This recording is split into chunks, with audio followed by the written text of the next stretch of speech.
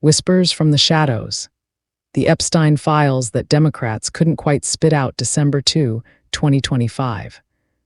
Oh, honey, pull up a chair, because I've got the juiciest, most infuriating tea to spill today, and it's all about those Epstein files that have been dangling like a bad secret at a family reunion nobody wants to unpack.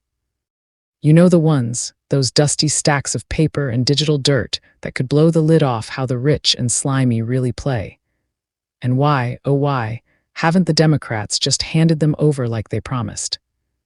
Girl, it's a mess of legal knots, victim shields, and enough political finger-pointing to make your head spin. But let's dish it out slow, like we're huddled in the back booth of some dive bar, whispering over half-empty glasses because this story. It's got layers, and I'm here to peel them back with all the sarcasm I can muster. Ha, as if the whole thing isn't already a punchline on steroids. Picture this. Back in the day when Epstein was still strutting around like he owned the shadows, whispering deals to billionaires and politicians alike, the files started piling up. Flight logs scribbled with names that make your stomach turn, emails that read like a bad thriller plot, evidence lists longer than a CVS receipt from hell. And the Democrats, they were the ones yelling the loudest about transparency, weren't they? Lois Frankel and Debbie Wasserman Schultz from down in Florida, those South Florida firecrackers, they kicked off this whole quest way back in 2019, before Epstein even got pinched on those federal trafficking charges. They were demanding records, hauling in Alex Acosta, that labor secretary relic from the Orange Tyrant's first circus act, to testify about that sweetheart plea deal Epstein scored back in '08. Can you believe it? They wanted the Justice Department to cough up everything, investigate the hell out of it, and let the sun shine on all the creepy corners. And for a hot minute, it looked like they meant business. They filed bills, co-sponsored with Republicans like Thomas Massie, yes, even those oddballs across the aisle, and pushed for legislation that could have forced the government's hand. Bipartisan drama at its finest, or so we thought. Ha ha ha, what a joke, as if Washington ever delivers on the buy. Part without turning it into a knife fight. But here's where it gets good, where the gossip turns gritty and you start wondering if anyone's hands are really clean. Fast forward through the Biden years, and bam, over 33,000 pages get dumped to Congress under that administration. That's no small fry. We're talking flight logs that map out those infamous Lolita Express joyrides, emails that hint at who knew what and when, evidence rosters that list out the grim details without spilling the victim's guts. The DOJ under Biden's watch handed it over, all right, but oh, the redactions. Black bars thicker than my patience for excuses, hiding grand jury testimonies, digital scraps that could torch reputations, images, and videos. God, the videos that involve those poor underage girls who got dragged into this nightmare. And why the blackout? Victim privacy, they say. Abuse material laws that slap you with felonies if you leak the wrong pixel. Ongoing probes into co-conspirators that could fizzle if the bad guys get a whiff too soon. It's all so noble on paper, protecting the innocent while the guilty sip martinis in penthouses. But come on, doesn't it smell a little too convenient? Like, sure, shield the survivors, nobody's arguing that, yell it from the rooftops if you have to. But when the files hit Congress and it's mostly recycled junk from old investigations, the Palm Beach Post leaks or Maxwell's trial scraps, you can't help but snort and say, really? That's all you've got, Forbes called it out, Newsweek piled on, even the Washington Post raised an eyebrow. It's like serving steak at a barbecue but forgetting to light the grill, looks promising, tastes like disappointment. And don't get me started on the institutional BS that's got everyone tied in knots. The DOJ isn't some magic vending machine where a president or a pack of lawmakers punch in transparency and out pops the full, unfiltered truth. Grand juries swear witnesses to secrecy for a reason. Courts slap seals on files like they're gift-trapping scandals. Separation of powers, more like separation of suckers from the facts.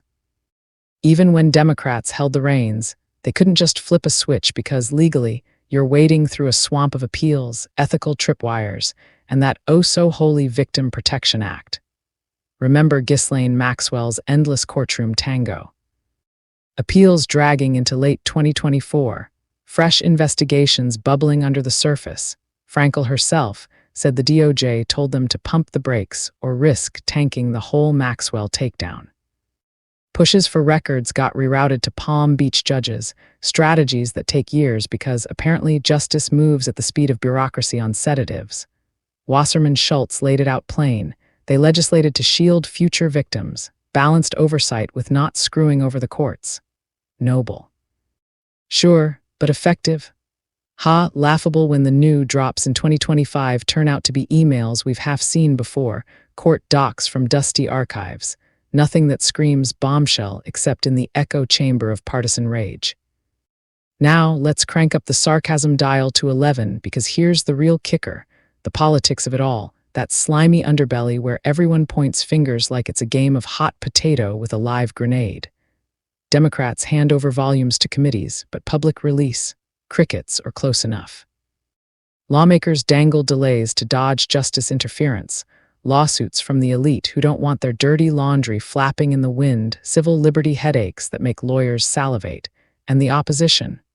Oh, they pounce like it's Christmas morning, screaming cover up and hypocrisy. Because let's face it, Epstein's web snagged flies from every party. Bill Clinton's 26 jaunts on that plane, the whispers of island visits with young company. Democrats squirm, sure, but Republicans. They trot out Stacey Plaskett's maxed out Epstein donations like it's a gotcha, ignoring their own skeletons rattling in the closet. Enter the orange tyrant, stage right, campaigning on release 'em all, like he's the transparency king, only to stonewall once back in the Oval. Calls it a Democrat hoax to deflect from his great successes, gag me with a spoon. He flips in November 2025, signs the Epstein Files Transparency Act after months of bipartisan arm-twisting, demands probes into Clinton, Summers, even Reid Hoffman, because why not weaponize the truth when it suits your grudge? Now the Dodge's got till December 19 to dump 300 gigabytes, emails, financials, investigative gold in searchable format, no hiding behind embarrassment or reputational harm. But get this, Trump's already ordering selective digs into Democrats, leaving Republicans untouched, and experts like former DOJ insiders are betting on heavy redactions for ongoing investigations. Possibilities endless, more like excuses infinite. Victims' advocates are pleading, don't make it partisan, expose everyone, but with Bondi at the helm, it's a coin toss if we get the full Monty or just another teaser trailer. Ugh, it's exhausting, isn't it? The system's rigged from the jump, promising justice but delivering discretion wrapped in red tape. Democrats didn't never turn them in, they shoveled pages to Congress, fought for bills that went nowhere, navigated legal minefields that would make your eyes cross. But the half measures. The recycled reveals. They fuel the fire, leave us all suspicious that power protects power, no matter the jersey. And now, with the clock ticking to that December drop, we're left holding our breath, wondering if the real dirt, those uncharged names, the unchecked enablers, will ever see daylight or just get buried under more political haystacks. As if we needed another reason to mock this clown show. Yell it with me. Release the damn files, all of them, and let the chips fall where they may on mansions, not just on the little guys. The Mar-a-Lago toilet paper heist that never ends December 2, 2025. Okay, grab your coffee, your wine, whatever keeps you sane, because I am about to serve the hottest, messiest plate of gossip you've had all week, and it's centered on those classified documents the orange tyrant treated like love letters he was scared his wife would find. You know the ones. The boxes he had his poor staff hauling around like they were moving furniture for a hoarder who thinks nuclear secrets go great next to old Big Mac wrappers. The man literally turned Mar-a-Lago into the world's most expensive storage unit for stuff that could start wars or end careers, and every time someone asked for it back, he acted like they were trying to steal his golf clubs. As if those clubs have ever seen an honest swing in their life. Let's just lay it all out there, because I'm not in the mood to sugarcoat this circus. The dude took classified documents, hundreds of them, some marked so secret they basically come with their own dramatic soundtrack. And instead of handing them over like any normal human who accidentally grabs the wrong folder, he hid them in bathrooms, ballrooms, a freaking stage closet. Anywhere the lighting was dim enough to match his decision-making skills. And then, when the National Archives came knocking nice and polite, asking pretty please for the nation's property back, he sent his lawyers out to lie like cheap rugs, claiming everything was returned, nothing to see here folks. While boxes were literally being shuffled around behind the scenes like a shell game run by a toddler on Red Bull. I mean, come on. You don't accidentally forget you have top-secret war plans sitting next to the guest towels unless your brain is running on pure ego and hairspray fumes.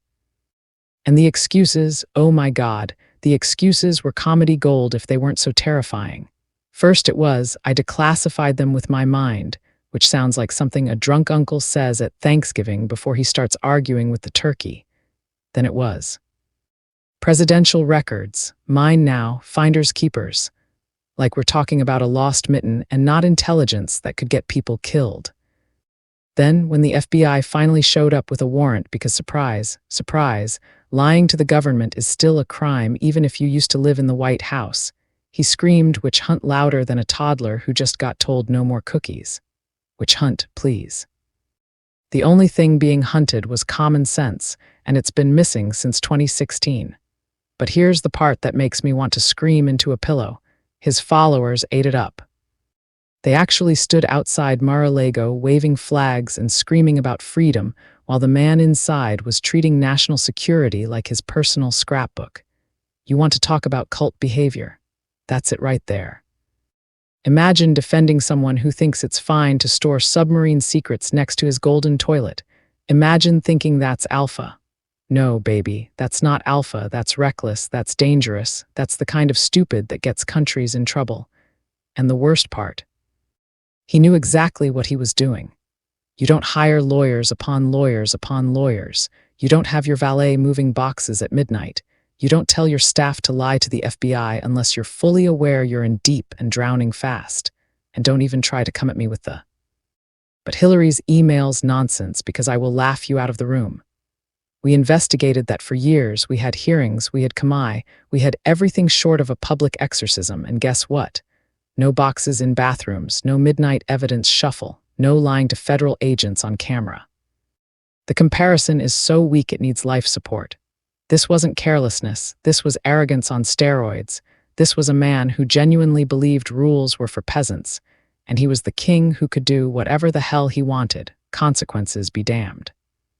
Now the cases are crawling through courts, some dismissed on technicalities that make you want to pull your hair out, some still alive and kicking, and every single day he's out there whining about being persecuted while the evidence just sits there, mocking him. Photos of classified covers next to cardboard boxes like it's a yard sale for state secrets. Audio of him waving around documents he wasn't supposed to have, bragging about how secret they were, while claiming he totally declassified them, wink wink. It's all there. The receipts are endless. And still, somehow, people pretend it's no big deal. I can't even. This man didn't just take documents, he took our trust. He took the idea that the presidency means something bigger than one orange ego, and he flushed it right down that golden toilet he loves so much. He hid those files because they show exactly who he is when nobody's watching. A sloppy, selfish, reckless mess who thinks laws are suggestions and loyalty only goes one way. And every time he screams fake news or deep state. Just remember, the only thing deep here is the hole he dug for himself with a golden shovel made of pure delusion. MAGA, please note. I was not talking to you, and I do not need permission to speak up. And God, do I fearlessly speak my mind. I just want to thank you all. Like, share, comment, and follow to stay connected. It also helps me out a lot. I appreciate your time, and I love you all. I am Santiago del Carmen Maria, the Queen of Crowning Thoughts, because I say it like it is.